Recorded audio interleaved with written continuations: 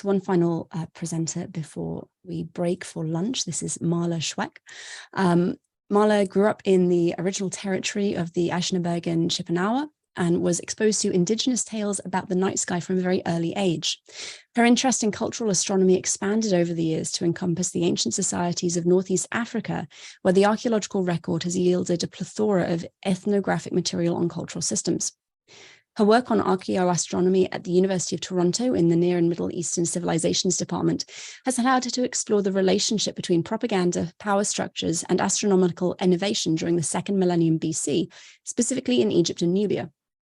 Currently, her dissertation seeks to utilize a chain I can't pronounce that, I'm so sorry. Essentially a chain of operations approach to reconstruct the social realities of ancient Egyptian astronomers. The ultimate goal of her research is to develop a methodological solution for investigations seeking to characterize indigenous astronomical practices when facing a deficit in textual sources.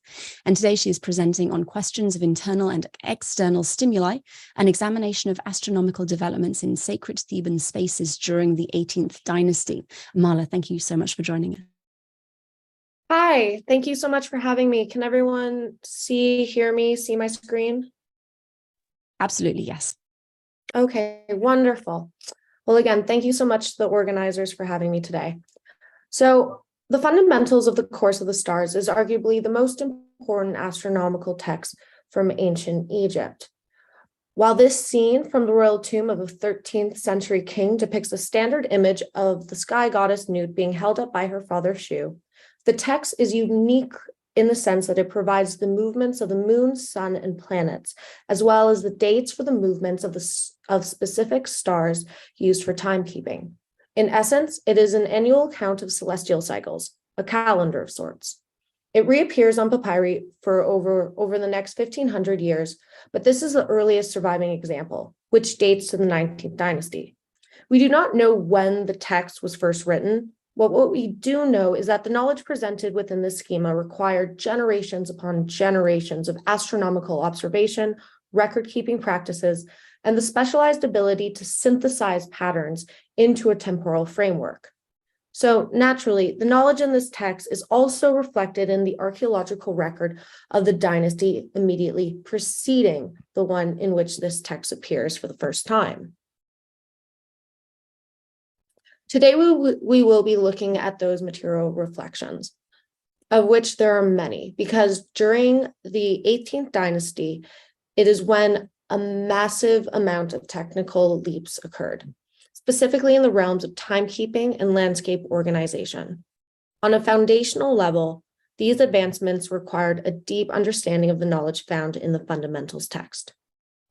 Since state ideology is at the core of these developments, it makes sense that they occurred at the religious capitals of the 18th dynasty. So by reviewing the evidence found at these capitals through the lens of archaeoastronomy, we may more accurately characterize the status of astronomical knowledge during the height of Egypt's imperial power.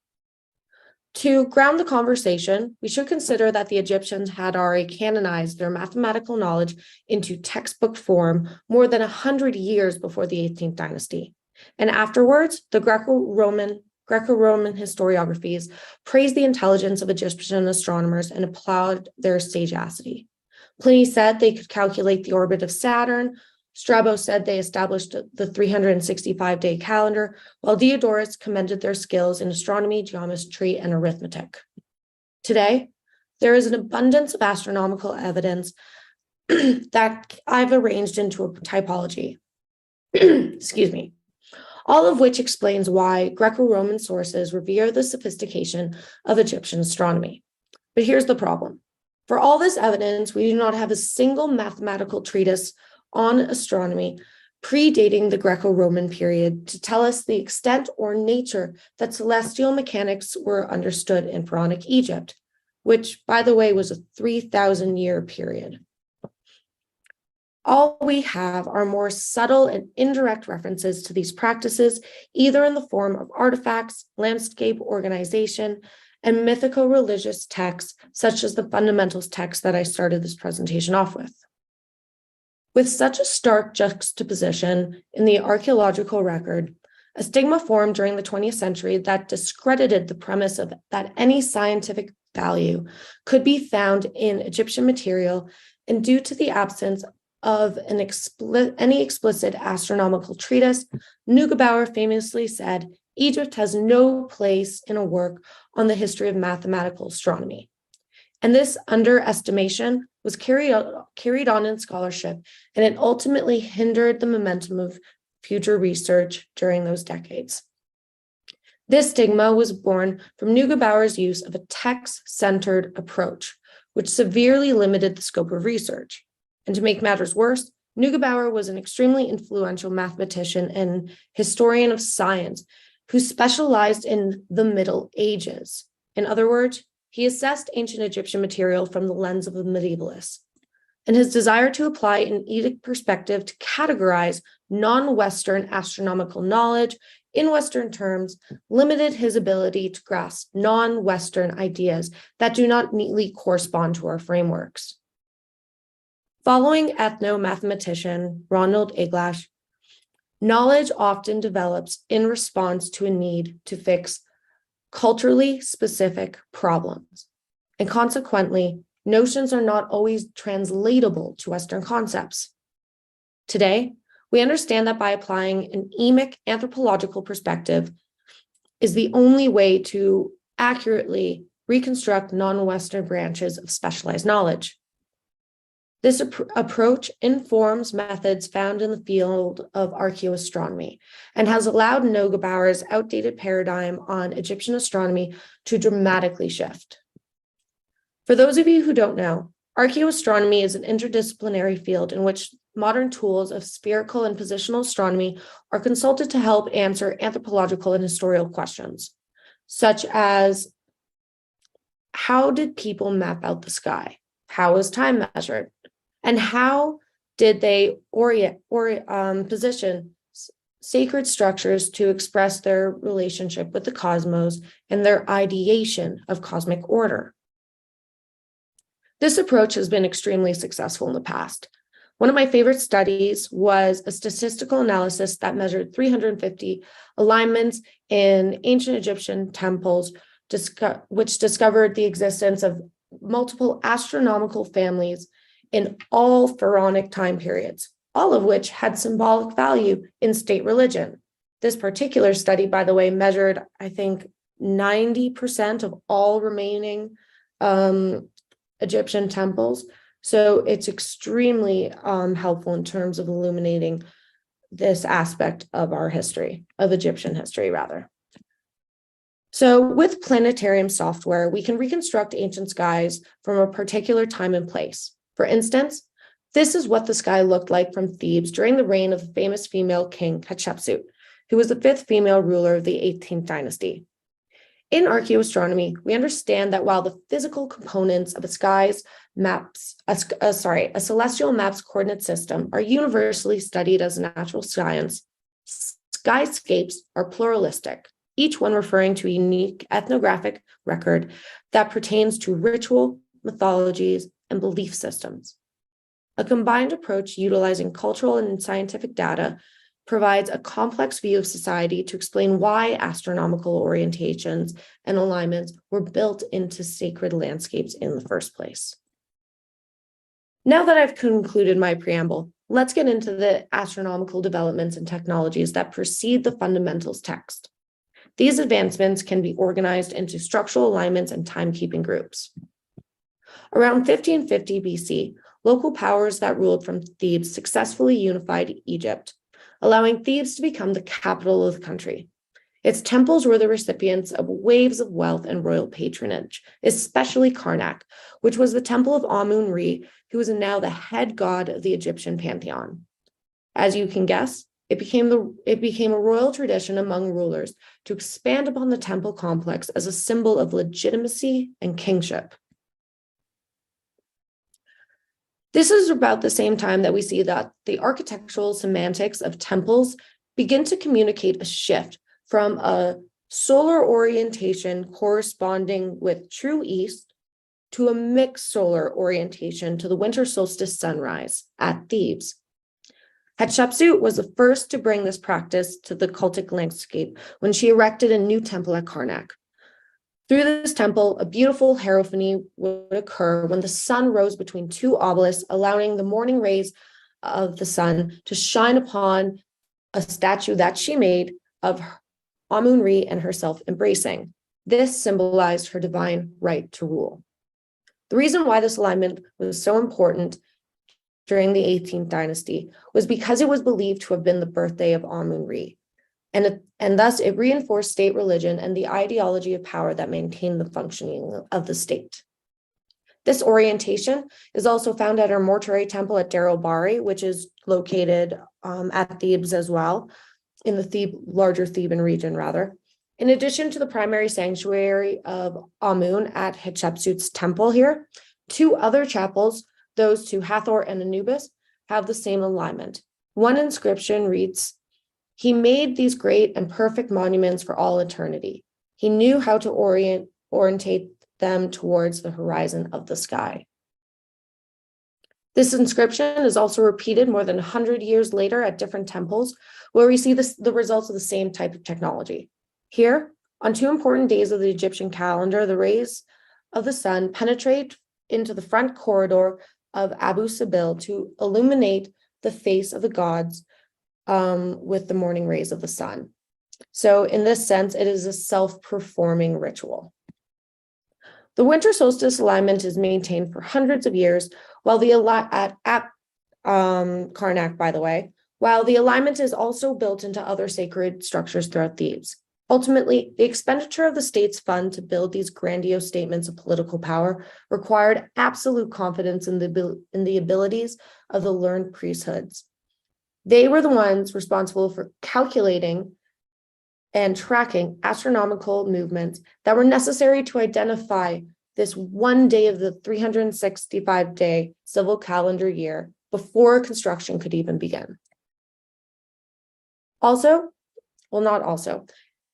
Akhenaten's reign, the solar cult becomes the focus of the Egyptian religion. Here we can see the pictorial representation of the Amarna god, the Aten, which signifies energy of light. This particular hieroglyph is a classifier for words such as illuminate, rise, shine, appear, and appear in the glory. The royal family was the mediator between this solar energy and the rest of Egypt exclusively. And as many of you may know, there are also a lot of artistic developments that occur during this period, which are shown here.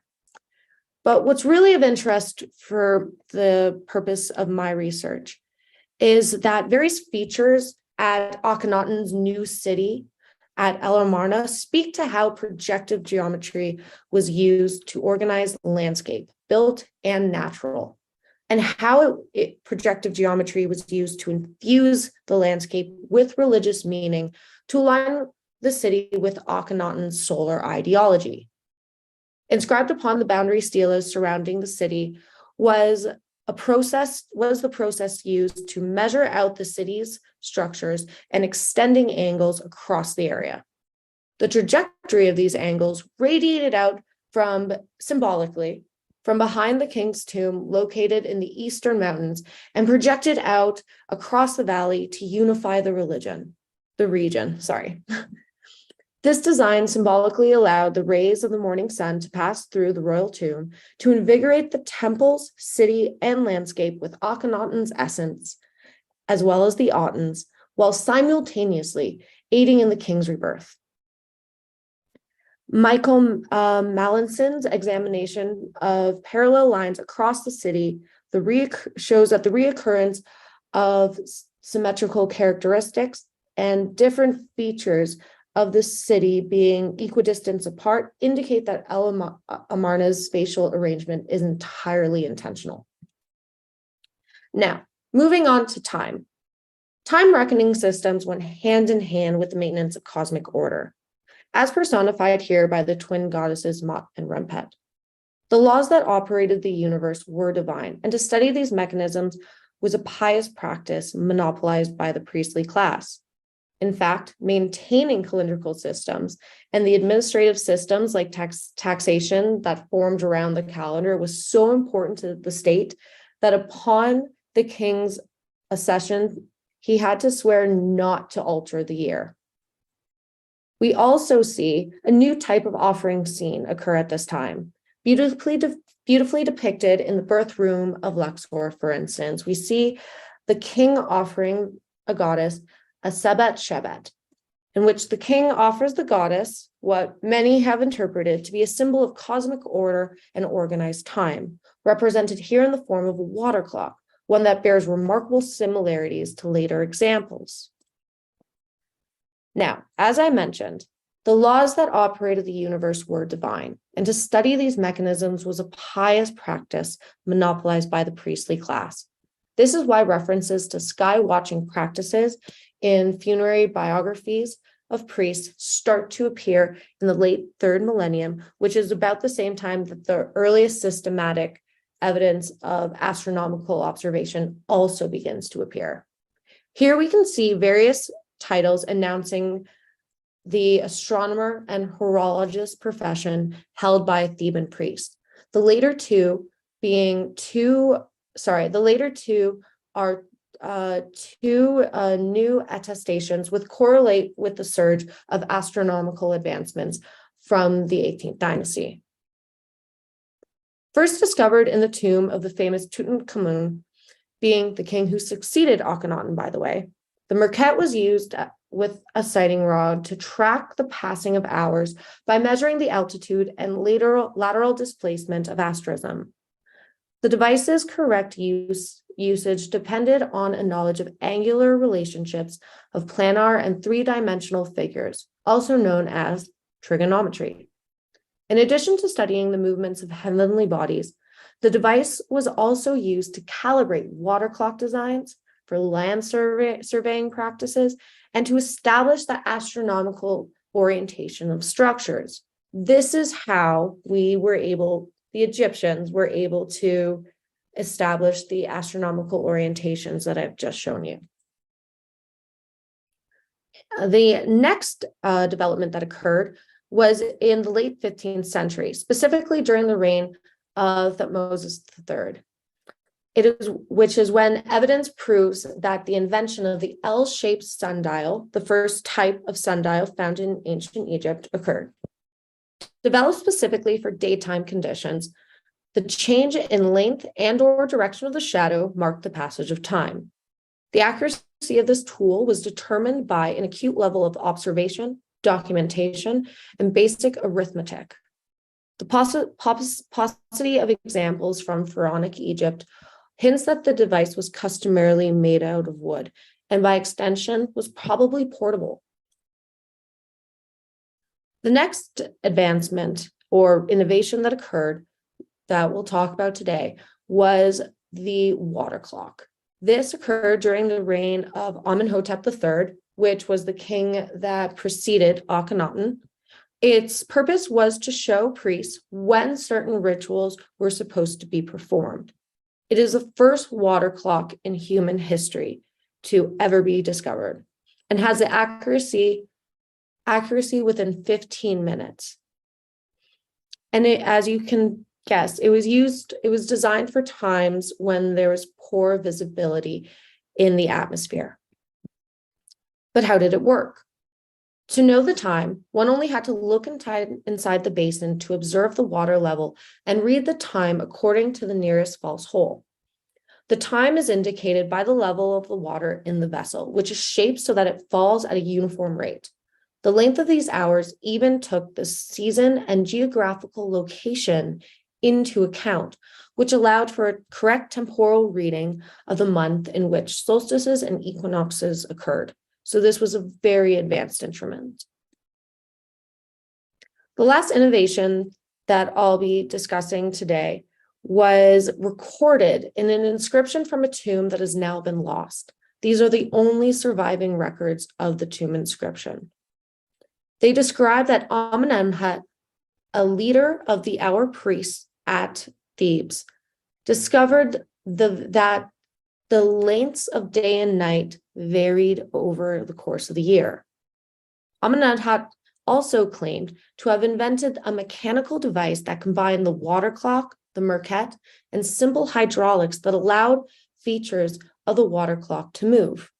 Von Leven has proposed that the maquette was used to calibrate the water clock, which is probably why the text repeatedly emphasized the correctiveness of the device. So, what are the causes of innovation here? Remembering the words of Ronald Eglash, knowledge often develops in response to a need to fix a culturally specific problem. So we can deduce that temple operations now emphasize timekeeping in their utilitarian and ritualistic practices. Internal factors include the fact that priests now held permanent positions during the 18th dynasty instead of on rotation. This allowed astronomers to work in temple libraries without interruption. Because Amun was the state god, Karnak was the wealthiest and most powerful temple precinct in Egypt, which translated to the caliber of their libraries and resources. Another big factor is that heightened interest in the solar cult also translated into an intensified interest in celestial observation. External factors stimulating innovation is trickier to isolate. To begin with, temple precincts were extremely exclusive to Egyptian priests and the upper elite, and the value system of Egyptian scriptoriums routinely emphasized the importance of keeping knowledge within the temple precinct and ultimately keeping it secret from all outsiders. This made the chances of intellectual collaboration slim, if not minute at best. We can think of temples as an impermeable membrane of sorts. So this really only leaves one major option in my mind. If intellectual exchange or collaboration occurred that influenced astronomical innovation in Egypt, it is far more likely that it first occurred outside of Egypt as a result of diplomatic or militaristic activity when Egyptian officials mingled with courtiers from other kingdoms. This was something that was very, very frequently found during this age of the New Kingdom, actually, in fact. Following that interaction, they would have brought that knowledge back to Egypt. However, documentation on this type of thing is extremely scant, and the circumstances of the ancient world at this time certainly point to diplomatic activity as a likely candidate for intellectual and intercultural exchange. This is something I hope to further develop during the course of my research. This is a chapter in my dissertation that is currently being developed. So, through these advancements, we can characterize 18th dynasty astronomy as observational, predictive, and schematic. We may also describe it as empirical, arithmetical, mathematical, and calculational. It is through these advancements that we see reflections occur in religion. Religion and astronomy are something that can't be separated in this conversation. For example, a new decanal family arises, being a family of stars that was used for timekeeping during this period. The ultimate takeaway that I'd like you to walk away from this presentation with is that instead of restricting the use of astronomy to means of celestial mechanics, we need to expand our perspective of how skywatching practices were employed, not only during the 19th dynasty, but in Pharaonic Egypt as a whole. I'd like to thank everyone for their time today. Marla, thank you so much. That was really, really interesting. And for my first question, I wanted just to go right back to your introduction. For the non-academics in the audience, could you just explain what Emik means? Emik is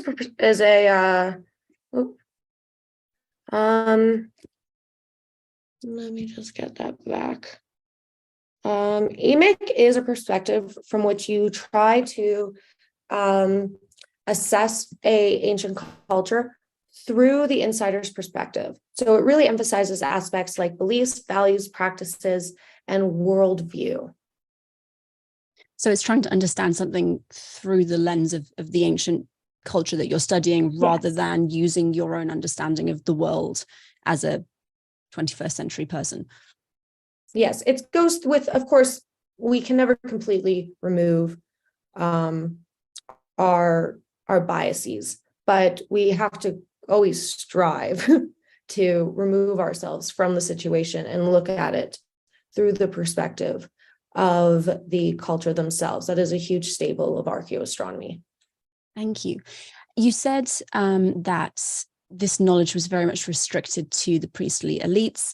Do we have any, obviously not textual evidence, but any material evidence that gives an indication that maybe non-elites had an understanding of time management or astronomy in general, even if it wasn't the quote unquote official academic understanding?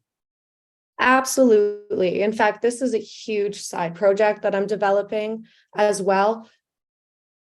Cultural astronomy, of course, I'm talking about the upper elites of society today. I am talking about the high priest, I'm talking about the state religion, but on the other side of the coin, and this is something that is so important to the fabric of heritage and tradition, is that there is a lot of evidence for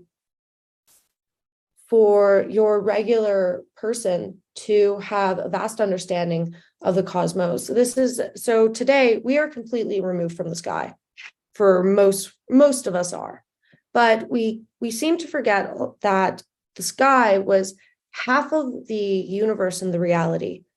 The sky made up a major aspect of daily life, and so there would have been a lot of private and very localized systems of belief and heritage and understanding within these pockets of communities. But this is something that's harder to track, especially when you're talking about tracking developments. So it's definitely there. It's definitely there. There's a wonderful graffito in the in Meroe that I think is depicting practices used in local observatories, for instance. This can't be tracked by text, but through other images. So it is something that, of course, we have to bring more interpretation with. And that requires a very clear theoretical framework, which is why I've spent so much time talking about it today.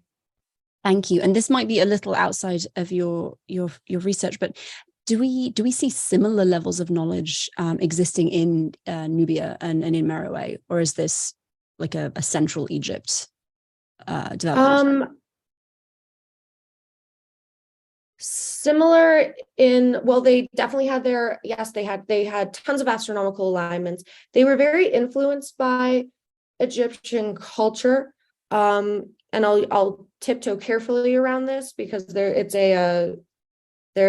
a lot to go into the topic for sure. But yes, we do see a lot of similar stuff in Nubia and Meroe.